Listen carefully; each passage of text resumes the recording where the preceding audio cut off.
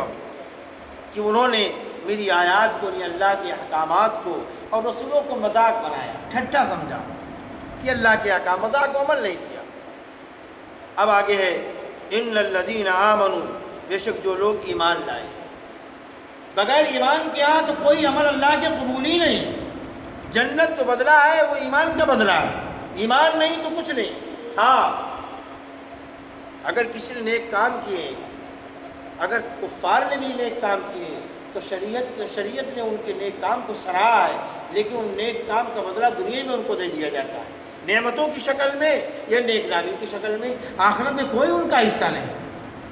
فرمایا جو لوگ ایمان لائے اور ایمان لانے کے ساتھ ساتھ میں انہوں نے اچھے کام بھی کیے، اعمال صالحہ کیے، فرمایا ان کے واسطے ہیں مہمان نوازی ہے فردوس کے باغوں میں، جنت الفردوس۔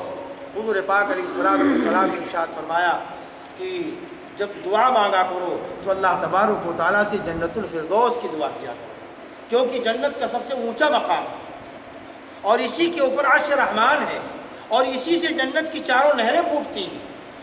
تو یہ جنت کا سب سے اوپری حصہ ہے۔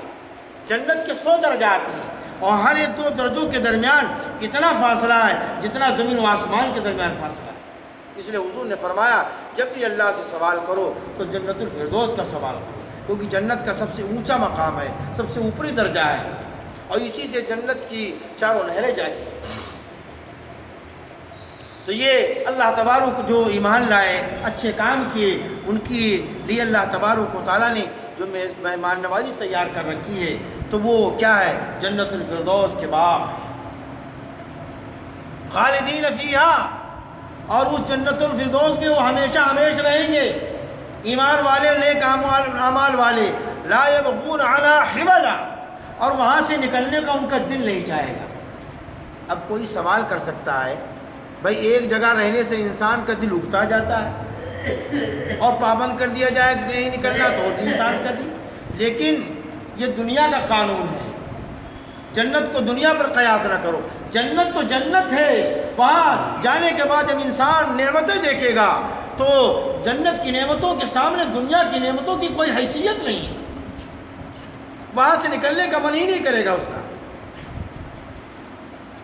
پھر فرمایا قُلْ لَوْ كَانَ الْبَحْرُ مِدَادًا لِكَلِمَاتِ رَبِّي، اے نبی کہہ دیجیے اگر سارے سمندر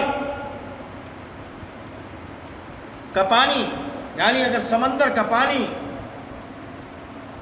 میرے رب کے کلمات یعنی علم و حکمت کے کلمات لکھنے کے لیے اگر سمندر کا پانی، سارا کا سارا پانی روشنائی ہو جائے، یعنی سمندر کا سارا پانی روشنائی ہو جائے، میرے رب کے کلمات یعنی علم و حکمت کے کلمات جو اللہ تبارک تعالیٰ ان کے لکھنے کے لیے سمندر کا سارا پانی روشنائی ہو جائے اور پھر اس روشنائی سے اللہ کے علم و حکمت کے کلمات لکھے جائیں، تو اللہ نے فرمایا کہ میرے پروردگار کے کلمات ختم ہونے سے پہلے ان سمندروں کے پانی ختم ہو جائے گا اور میرے رب کے کلمات ختم نہیں ہوں گے۔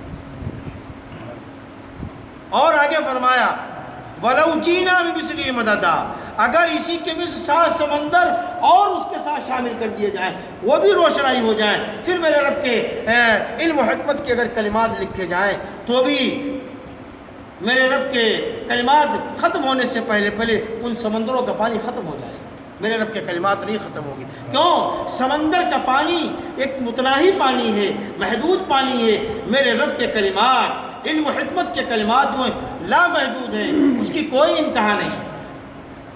سمندر کی پانی کی تو ایک انتہا ہے۔ پھر آگے فرمایا قُلْ إِنَّمَا أَنَا بَشَرٌ، اللہ تبارک و تعالیٰ نے اپنے نبی کو تواضع کی تعلیم دی، عجز و انکساری کی تعلیم دی۔ کیا فرمایا کہ میں تو تم جیسا انسان ہوں۔